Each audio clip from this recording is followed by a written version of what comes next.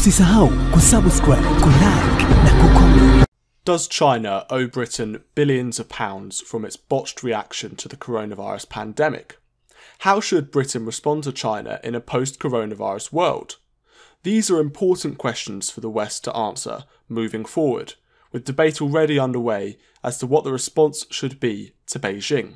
Matthew Henderson of the Henry Jackson Society believes that China should pay the West for its alleged breaking of international treaties, and with his peers, he has released a report saying so.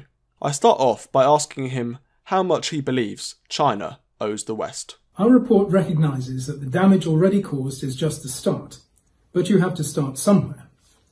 Based on figures that have been published by the G7 countries, that is Canada, France, Germany, Italy, Japan, Britain and the United States, concerning what they've already spent on dealing with the pandemic, the cost so far for the G7 adds up to £3.2 trillion or $4 trillion. The costs will rise, how far we can't tell, but the scale for the G7 is already massive, and that for the world as a whole will of course be greater still. Nor do these figures take account of human costs, grief, loss, damage to families, businesses, careers and lives. The Chinese government is a signatory to an international treaty under the World Health Organization called the International Health Regulations, or IHR.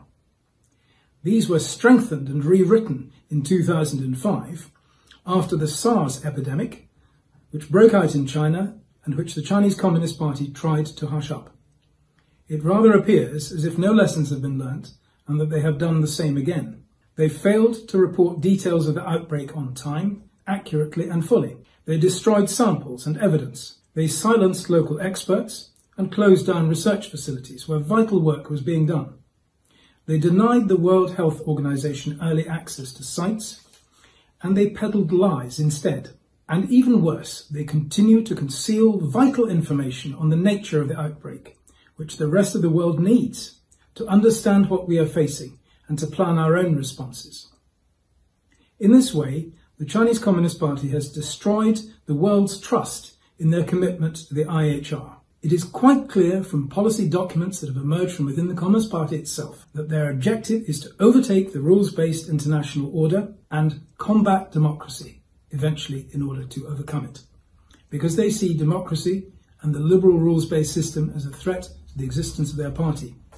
Having done that, we must work out the dangers we are already in as a result of these years of naivety and over-optimism. We have allowed during that time the penetration of our economy, our financial services, property market, key national infrastructure and centres of excellence in intellectual property and research and development. We need first to organise effective defences against all of these harms and then build a bilateral policy that is able to balance harms and gains effectively. This can only be done in full lockstep with our free world allies, especially the United States and the Commonwealth, but also all friends and allies overseas who are facing a common threat. There will and must be unity and strength, but only when all of us honestly recognise the trouble we are in and where it is coming from. Usisahau kusubscribe, kulike na kucomment.